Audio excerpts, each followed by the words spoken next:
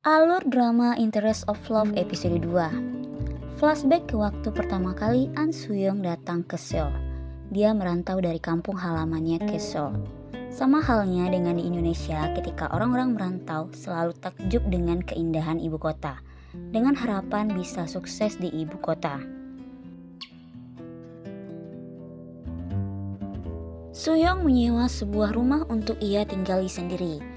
Berbagai pekerjaan dilakukan oleh Soo-young demi bertahan hidup di ibu kota, hingga ia menemukan info lowongan pekerjaan di Bank KCU. Namun, bekerja di bank dengan ijazah SMA tidaklah mudah. Selalu ada jurang pemisah antara tamatan SMA dengan lulusan universitas.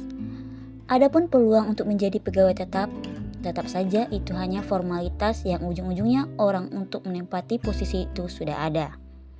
Belum lagi rekan kerja dan atasan yang sangat membedakan antar tamatan SMA dan lulusan universitas. Sungguh akan sangat melukai perasaan Soo-young. Sang-soo kepikiran dengan penolakan Soo-young sebelumnya hingga membuat dia tidak fokus. Sang-soo meminta kepastian kepada Soo-young apa benar dia berkencan dengan security Jung dan bagaimana dengan hubungan mereka. Namun dijawab sarkas oleh Soo-young. Dan Sang-soo meminta maaf lagi tentang janji makan malam yang tidak bisa ia tepati. Soo-young pergi begitu saja meninggalkan Sang-soo. Semua ucapan Soo-young malam itu membuat Sang-soo kesal dan marah ketika bermain kriket.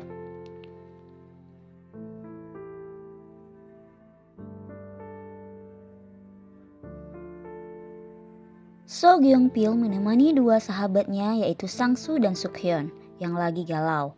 Mereka berdua mabuk setelah putus cinta. Suk-hyun yang putus dari pacarnya dan Sang-soo yang ditolak oleh Soo-young.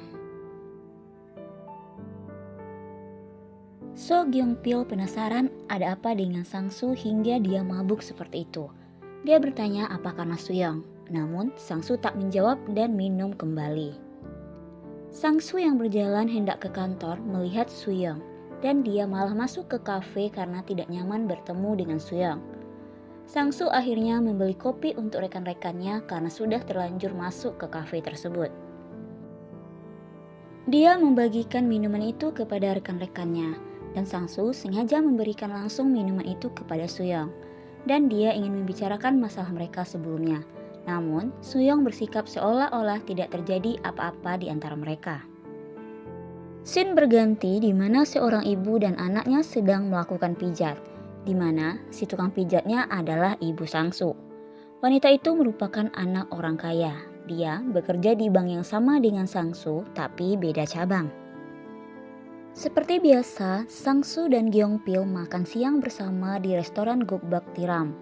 Ketika hendak memakan tiram, Sang-soo lagi-lagi teringat Soo-young. Dia ingat Soo-young pernah bilang bahwa dia tidak menyukai tiram, hingga membuat Sang-soo kurang selera untuk makan. Sang-soo bertanya ke Gyeong-pil tentang security Jung, namun Gyeong-pil tidak tahu apa-apa. Dan menurut Gyeong-pil, An Soo-young dan security Jung tidak berkencan. Sekembalinya dari makan siang, Sang-soo bertemu dengan security Jung di pintu masuk. Security Jung mengembalikan kartu yang pernah diberikan Sang-soo. Sang-soo sebenarnya ingin menanyakan hubungan Soo-young dan security Jung. Tapi dia bingung harus memulai dari mana. Jadilah dia mengajak security Jung ngobrol mengenai persiapan ujian masuk polisinya dan tidak punya waktu untuk berkencan yang dibenarkan oleh security Jung. Hal ini membuat Sang-soo senang karena berarti dia tidak pacaran dengan Soo-young. Tiba-tiba ada nasabah yang komplain dan sudah dijelaskan oleh pegawai bank, namun dia tetap meminta uangnya kembali. Nasabah tersebut menolak untuk pergi sebelum uangnya kembali, hingga malam pun dia tetap tiduran di lantai. Membuat semua pegawai bank tidak bisa pulang. Lalu, Soo-young meminta bapak tersebut pergi dengan cara berlutut di depannya. Melihat Soo-young yang berlutut, Sang-soo pun ikut berlutut, dan akhirnya diikuti oleh semua pegawai bank. Nasabah tersebut pergi dan mereka bisa pulang. Rekan kerja Soo-young menawarkan kencan buta untuk Soo-young. Karena merasa tidak enak, akhirnya Soo-young menyetujuinya. Hal itu didengar oleh Sang-soo yang berada di ruang ganti. Selanjutnya, Sang-soo dan Gyeong-pil sedang latihan golf bersama. Sang-soo meminta pendapat Gyeongpil apakah dia seharusnya mengikuti kencan buta. Tapi Gyeongpil malah mengajak Sang-soo pergi makan dan minum. Setelah bermain golf, Sang-soo mengikuti reuni SMA-nya. Semua orang yang hadir sibuk memamerkan keluarganya ataupun keluarga istrinya yang kaya, memiliki ini dan itu. Sang-soo yang memang terlahir bukan dari keluarga kaya mendapatkan perlakuan kurang baik dari teman-temannya. Kembali ke Bank KCU cabang Yongpo. Mereka kedatangan asisten manajer yang bernama Park Mi-gyong. Dia merupakan anak orang kaya yang cepat berbaur dengan pegawai lainnya. Sang-soo dan Park Mi-gyong ditugaskan untuk sebuah proyek baru. Ternyata, Park Mi-gyong dan Sang-soo adalah teman satu kampus ketika mereka kuliah. Park Mi-gyong mengajak Sang-soo dan Gyeongpil untuk makan malam. Namun, Gyeongpil sudah ada janji. Jadilah Sang-soo dan Mi-gyong yang makan bersama. Ketika sedang makan, Park Mi-gyong bertanya ke Sang-soo apa Sang-soo menyukai An Soo-young, yang membuat Sang-soo tersedak. Soo-young melihat Sang-soo dan Park Mi-gyong berjalan berdua sambil bercerita dengan begitu akrabnya. Soo-young dengan wajah datarnya pulang begitu saja. Park Mi-gyong mengantarkan Sang-soo pulang. Di perjalanan pulang, Soo-young melewati restoran Gukbak Tiram dan dia melihat sepasang suami istri pemilik restoran tersebut. Sepertinya Soo-young memiliki hubungan dengan mereka. Selanjutnya di mobil, Sang-soo dan Mi-gyong banyak bercerita tentang masa lalu mereka dan juga tentang proyek yang akan mereka kerjakan.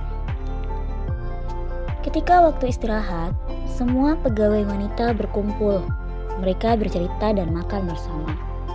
Sang-soo datang dan diajak oleh Mi-gyong untuk bergabung bersama mereka. Rekan kerja mereka menggosipkan Sang-soo dan Mi-gyong berkencan. Karena tidak nyaman, Soo-young permisi untuk pergi dari sana. Kemudian Sang-soo mencari Soo-young dan menjelaskan bahwa tidak ada apa-apa antara dia dan Mi-gyong. Sang-soo juga menanyakan soal kencan buta Soo-young, yang dijawab jutek oleh Soo-young karena itu bukan urusan Sang-soo. Soo-young juga mengatakan jika Sang-soo dan Mi-gyong cocok bersama. So Gyeongpil datang ke apartemen Sang-soo untuk menghabiskan hari liburnya dengan makan dan minum. So Gyeongpil tahu Sang-soo galau karena Soo-young yang akan kencan buta. Gyeongpil menasehati Sang-soo untuk tak menyukai Soo-young karena latar belakang mereka yang berbeda dan resiko yang akan diterimanya jika berkencan dengan Soo-young. Gyeongpil juga meyakinkan Sang-soo apakah Sang-soo akan menikahinya. Jika tidak, lebih baik jangan, karena itu juga tidak baik untuk Soo-young.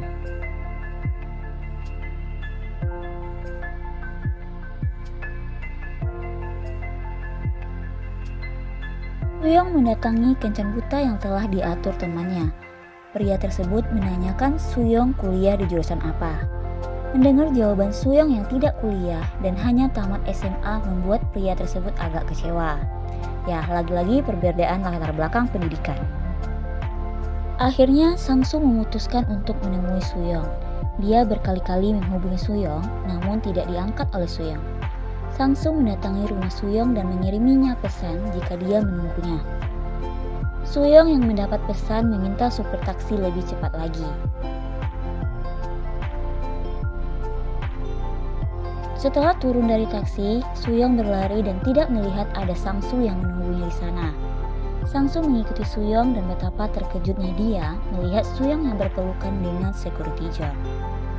Demikianlah alur Interest of Love episode 2.